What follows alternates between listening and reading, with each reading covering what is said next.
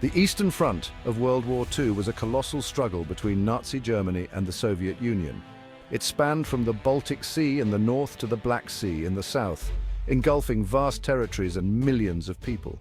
This theater of war witnessed some of the most ferocious fighting and horrific atrocities.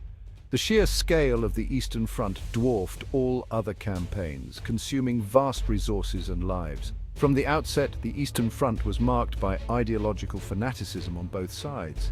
Hitler's invasion of the Soviet Union, codenamed Operation Barbarossa, was driven by his desire for Lebensraum. He envisioned conquering the vast lands of the East and enslaving or exterminating the Slavic population. For Stalin and the Soviet people, the war was a fight for survival against a ruthless aggressor. The clash of these ideologies fueled the intensity of the conflict, leading to unimaginable brutality. The Eastern Front was not merely a clash of armies, it was a war of annihilation. Initially, the German Wehrmacht seemed unstoppable. Their Blitzkrieg tactics overwhelmed the Soviet defenses. In the summer of 1941, German forces penetrated deep into Soviet territory.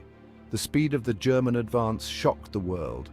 However, the Soviet Union's vast reserves and resilience proved formidable. As the German advance stalled outside Moscow, the Red Army launched a counteroffensive. This marked a turning point, showing the German army was not invincible. The Battle of Stalingrad became a pivotal moment. The German Sixth Army was trapped and annihilated. Stalingrad marked the beginning of the German retreat. The Battle of Kursk was the largest tank battle in history. It marked the final German strategic offensive. The Soviet victory at Kursk paved the way for their advance westward. The Germans, having suffered heavy losses, were now on the defensive.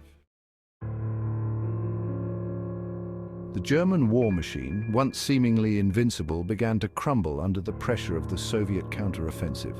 The vast distances of the Eastern Front stretched German supply lines to the breaking point.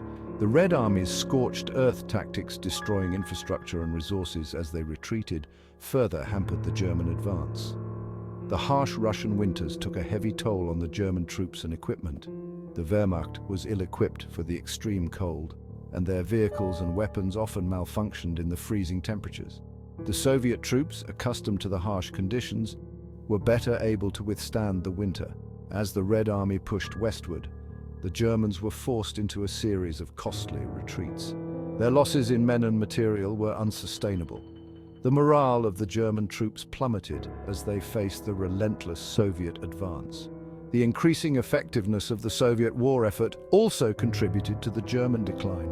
Soviet industry, relocated to the east beyond the reach of German bombers, churned out tanks, planes, and other war materials at an astonishing rate.